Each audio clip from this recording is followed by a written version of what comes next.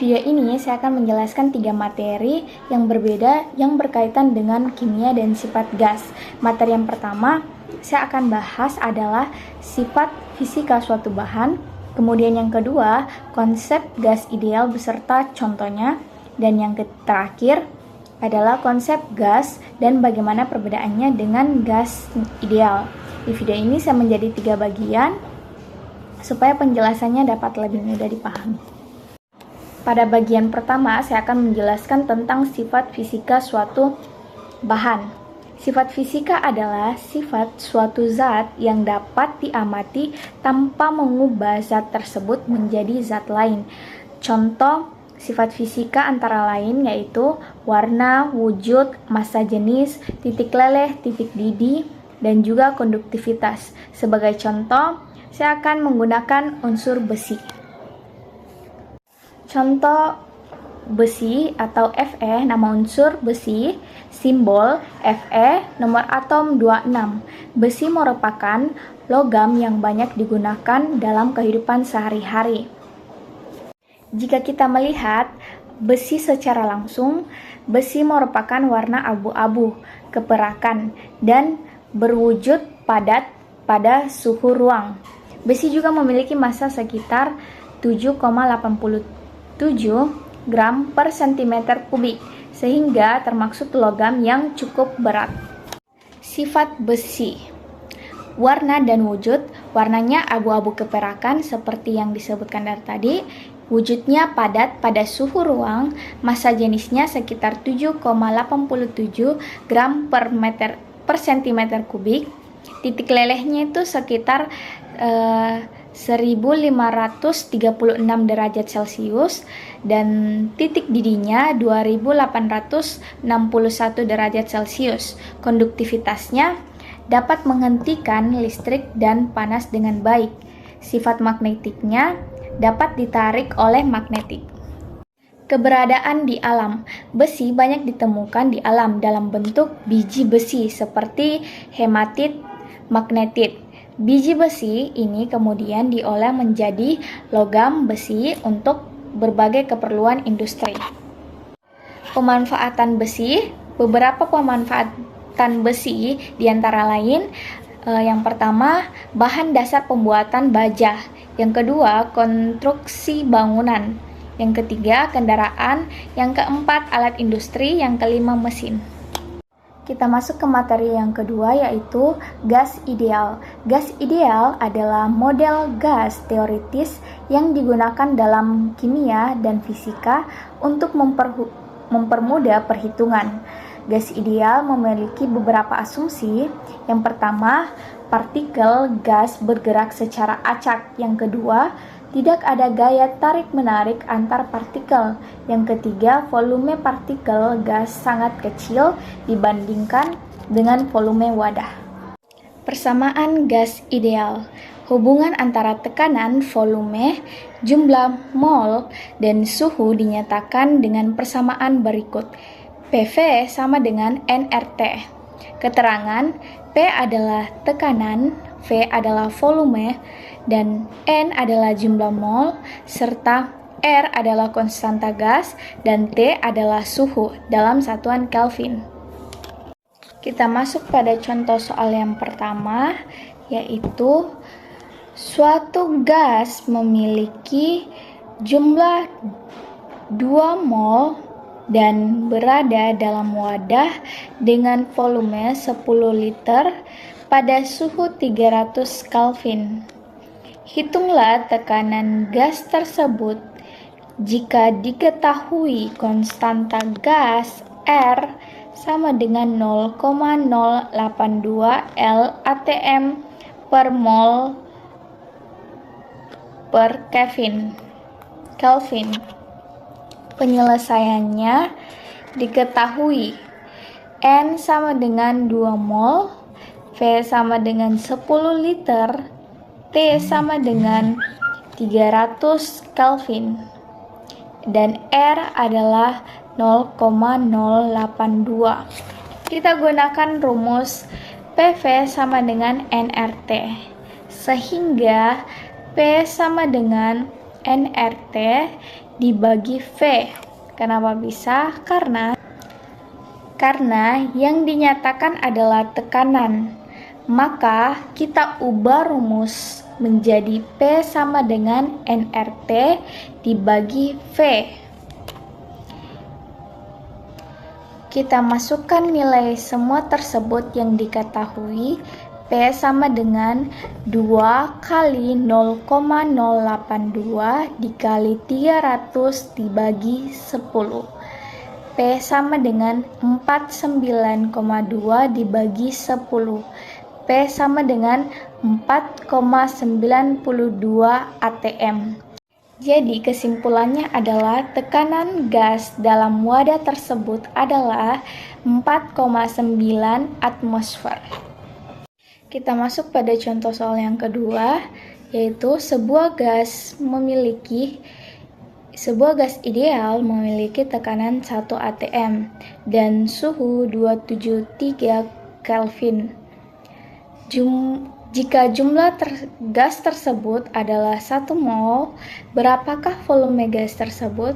Kita gunakan konstanta gas R 0,082. Penyelesaiannya, P sama dengan 1 atm, N sama dengan 1 mol, T sama dengan 273 Kelvin, dan R adalah 0,082.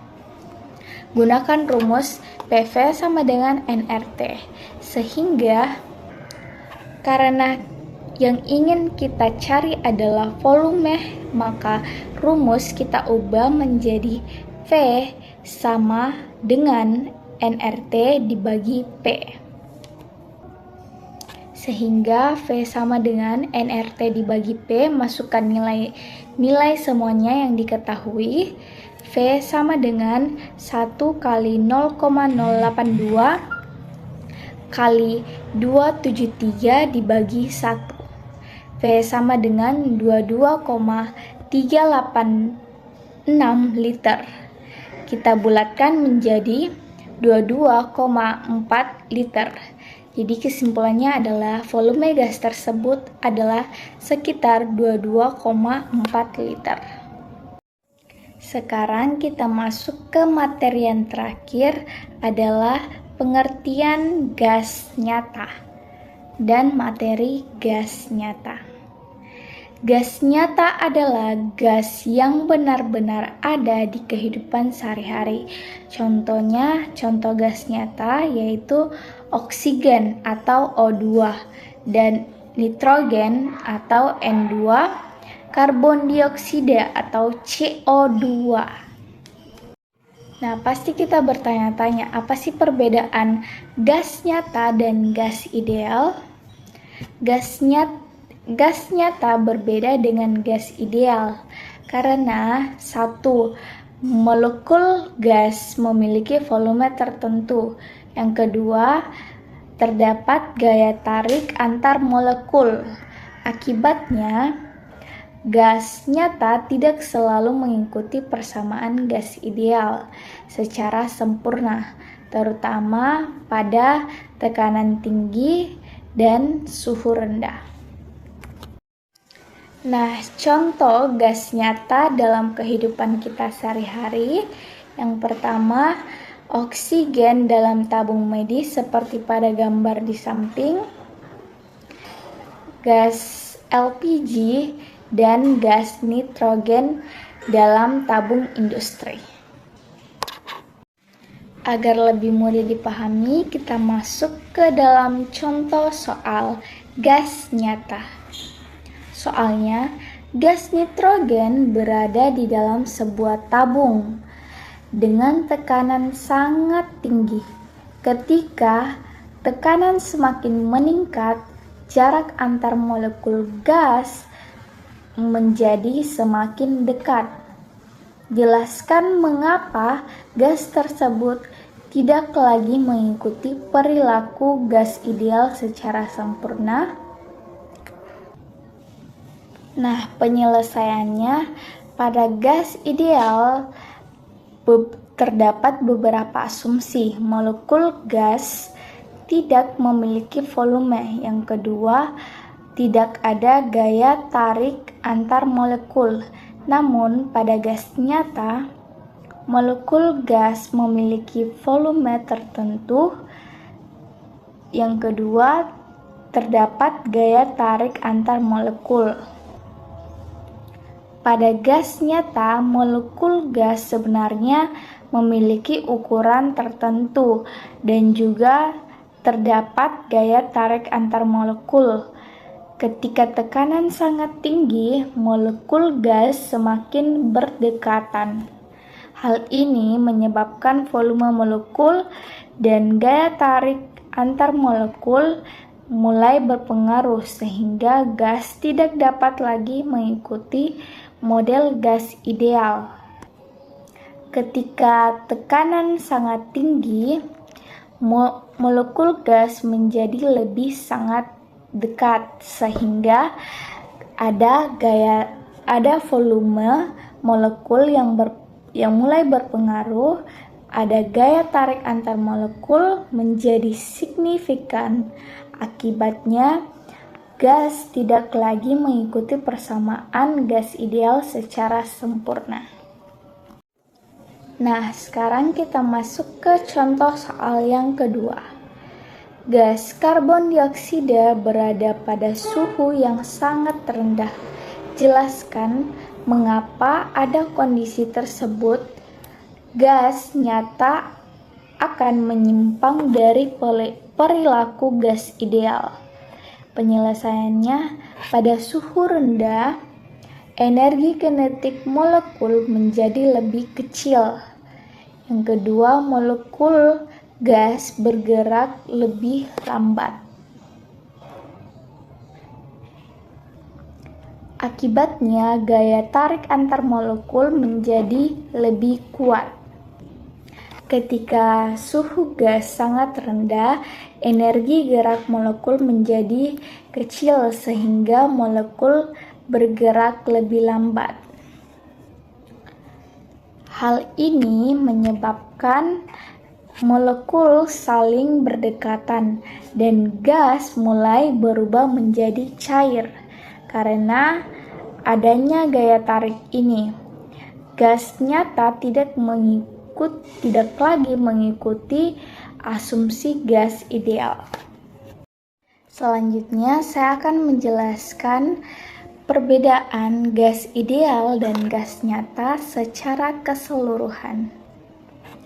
Gas ideal adalah model sederhana untuk mempermudah perhitungan, yang dimana gas ideal merupakan gas teoritis yang digunakan untuk mempermudah perhitungan dalam kimia dan fisika.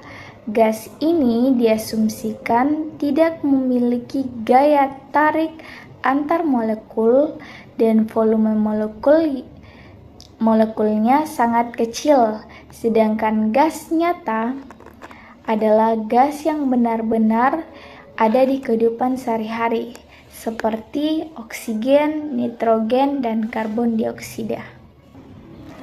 Perbedaan utama antara gas ideal dan gas nyata terletak pada adanya gaya tarik antar molekul dan volume molekul.